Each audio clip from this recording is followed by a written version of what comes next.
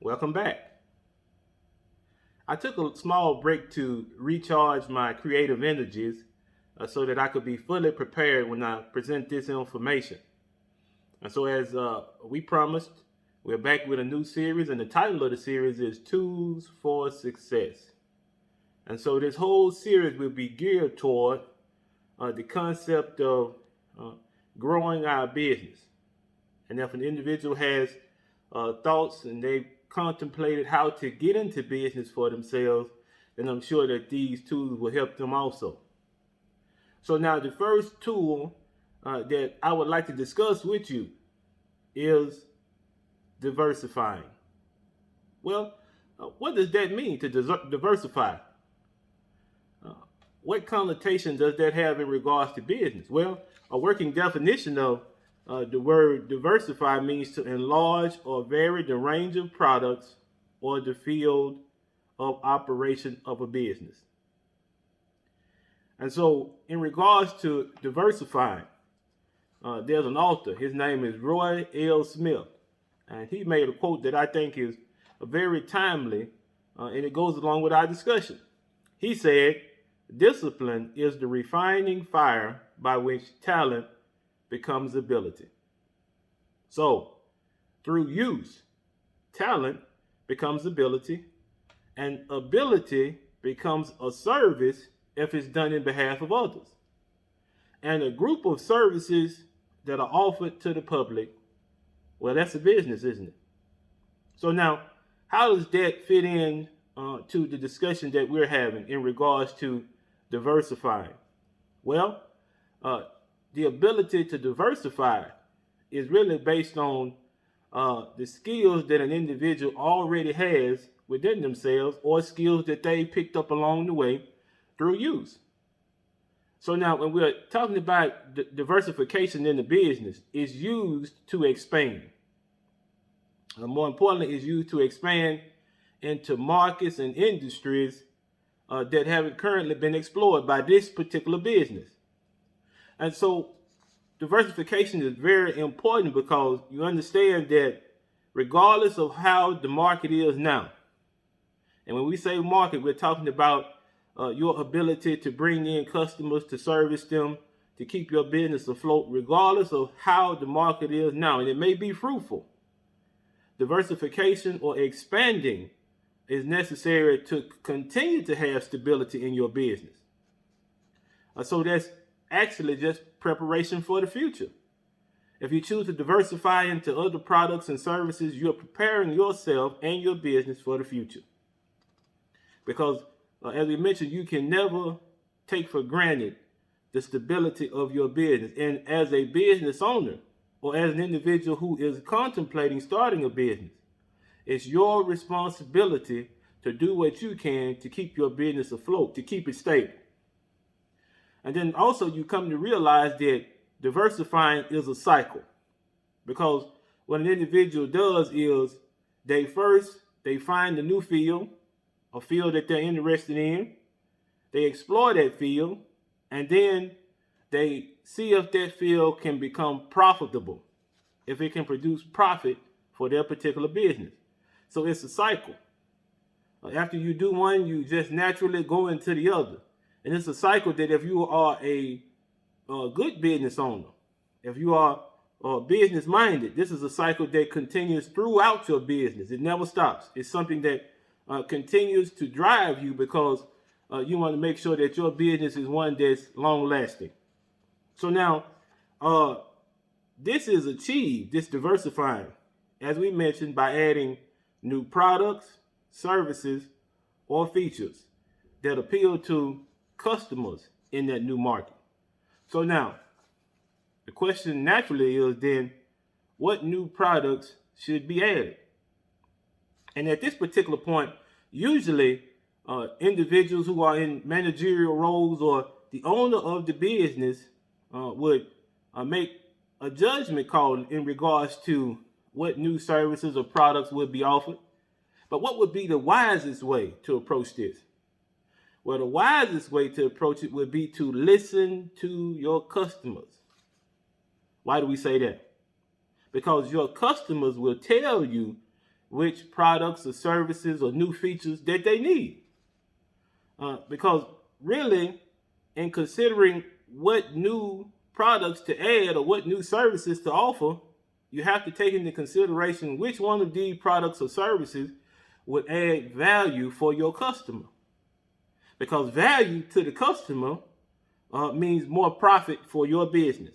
And so that's important.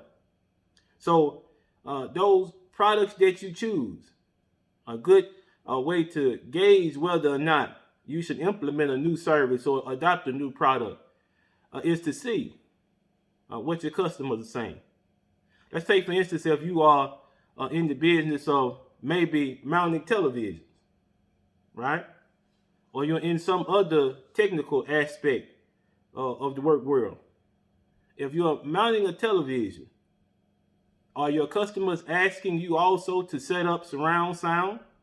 Are they asking you to set up the Roku? And if it's a smart TV, are they asking you to connect that smart TV to their wireless network and then perhaps go through and set up Hulu or Netflix or HBO Max or Amazon Prime? Listen to your customer. Your customer will tell you what products and services need to be added. And if they're asking you, then certainly they're willing to pay for it. Okay? But then also, you want to make sure, as I mentioned, that these products also play to the strength of your company. If you have a tech-based company, then naturally the products and the services that you offer would be tech-based. So as we mentioned, in setting up the media centers for TVs that you mount, then maybe you could go in and help an individual if they have difficulties with their surround sound. You could help them with that. All of the various facets that go along with media consumption would be something that you would be interested in as a way of diversifying. So now, we talked about how to add the new products and the services, how to diversify. But now, what else is involved in offering new services and new products? Well, you, one of your employees, or maybe a business partner that you have, should be an expert in the new service that you offer. See, because you have to have a thorough knowledge of this particular service or this particular product, because that thorough knowledge will help you to explain fully to the customer what that service entails or what this product can help them with. And so you have to have that thorough knowledge in order to make application for the customer. Does that make sense? Well, now, it has to, because if we're interested in adding value for the customer with this particular service, then we have to make sure that this particular service, as we mentioned, we have someone that's there that can fully explain it to them. If they needed an individual to go over the basics of how to use the device or the basics of the service, there's someone on hand that's ready to do it, and they're competent. See, that competence will allow the customer to feel at ease, because they know that the individual who is speaking to them is someone who is knowledgeable in regards to that particular product or service. It's really reassuring to them. But then also, it would be nice that if this new product or service is being offered by your business, whoever is involved in the business should have a basic knowledge of that product or that service. A basic knowledge, because that will open the door for continued conversation with the customer.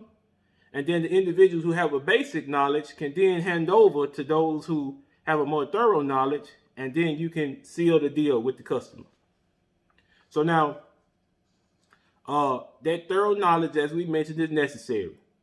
And then if you have a thorough knowledge, then that means that you can take full advantage of the product and its uses.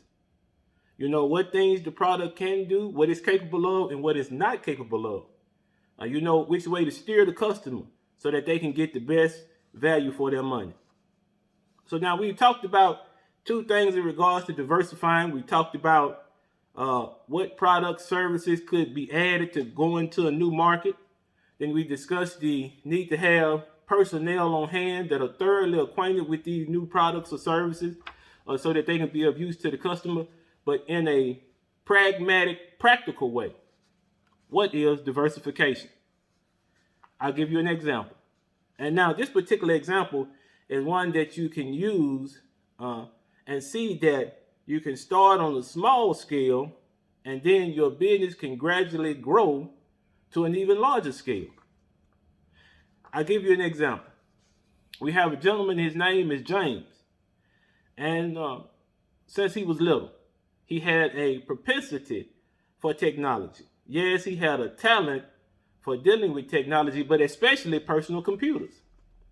And so when James becomes an adult, he takes a job as a computer salesman. And in that job, in that capacity, James has to recommend computers. And he gets so good at it that he's able to hear an individual's profession, their daily activities, the things that they would need a personal computer to do, maybe a laptop in this instance. And just from hearing the things that they needed, he could pick the perfect laptop for any of his customers that come in needing his help.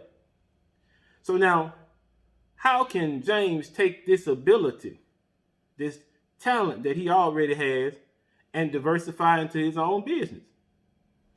Think about this. Usually, when a product or a service is offered, it's one of three things. It's either a recommendation, it's an installation, or it's a repair. It falls into those three categories.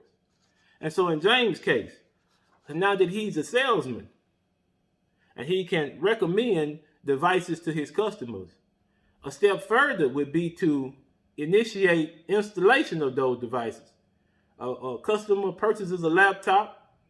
He takes the laptop to the person's home, puts it on the wireless network, installs the needed software, maybe connects the wireless printer that the person has in their home to the computer. He does a full installation of that particular device. And then after some time, James becomes adept at installation. Then he can move on to repair and maintenance. So that same laptop that he sold his customer, by some accident, the customer drops the laptop and now the hard drive has to be replaced. If James is moving forward in regards to learning about his chosen profession, then he will see this opportunity and take it, because it's an opportunity for him to learn more about maintenance and repair. And so James is successful in backing up the data from the old hard drive, installing the new hard drive, and then letting the old information that was on the older hard drive, he's able to successfully transfer it to the new one. What about now? So now James has become good at maintenance and repair. And so he takes it a step further, because now that he can recommend, he can install the laptop, take it out to the person's home and set it up. There's a difficulty with the laptop itself. He can repair it. What would be the next logical step? Networking. So now he's gone in and he's helped the customer to purchase a brand new wireless router, and he's taken that router and he's networked it with all of the wireless devices in the home, all of the cell phones, all of the tablets, all of the laptops, all of the desktops, the smart TVs, the smart devices. He's able to network them all into this brand new wireless router that the customer has purchased. And so now James becomes adept at networking. What would be the next step? Well, as we mentioned, James can now go ahead and offer a service of setting up a smart home. Because you see, he's already gone through the steps that'll be necessary. He's adept at installation. He's adept at repair and maintenance. He's adept at networking wireless devices. So the next step would be going into offering smart home services. So that's just a small example of how an individual can take one skill that he has developed through time and take that skill and move forward with that particular skill, gaining other skills, and then incorporating the skills that he has gained into his business. So James is now using the skills that he has, and he's profiting greatly because the skills that he has put together are bringing more value to his customers.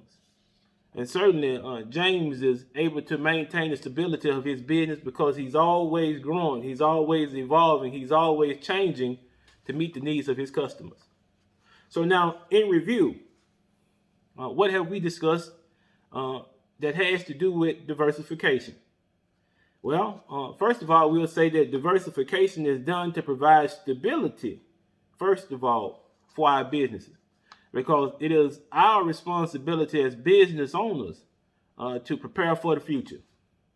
And the next thing we discussed is that new products or new services should be created to produce value for the customer.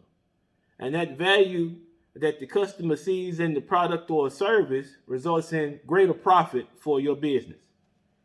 And then the next thing we see is that the particular service or product that you offer has to play to the strength of your own business.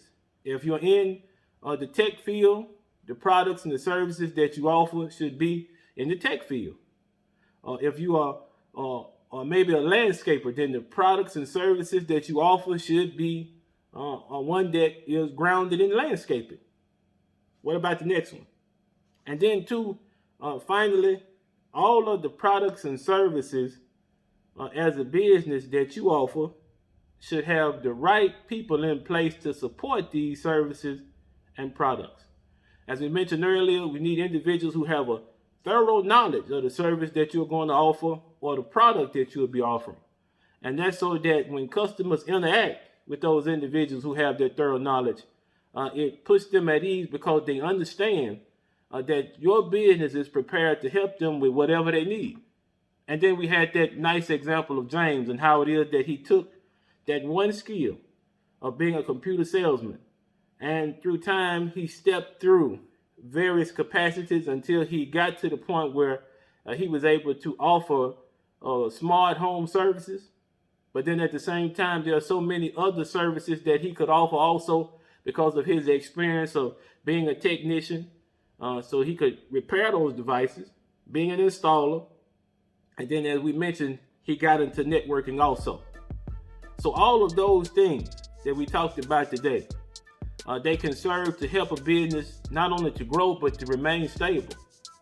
Diversification is something that any business can do, because any business that an individual starts, they started based upon the skill that they have acquired.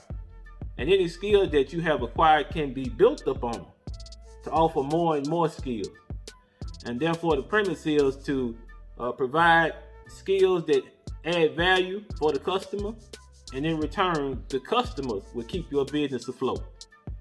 I hope that you have enjoyed the discussion that we had. This is only the first video in the series discussing diversification. We'll have some more videos coming out in the next coming weeks. The next video that we'll discuss will be about organization, how to use your time wisely. As always, we thank you for returning and tuning in. Please like, comment, and subscribe. Be easy.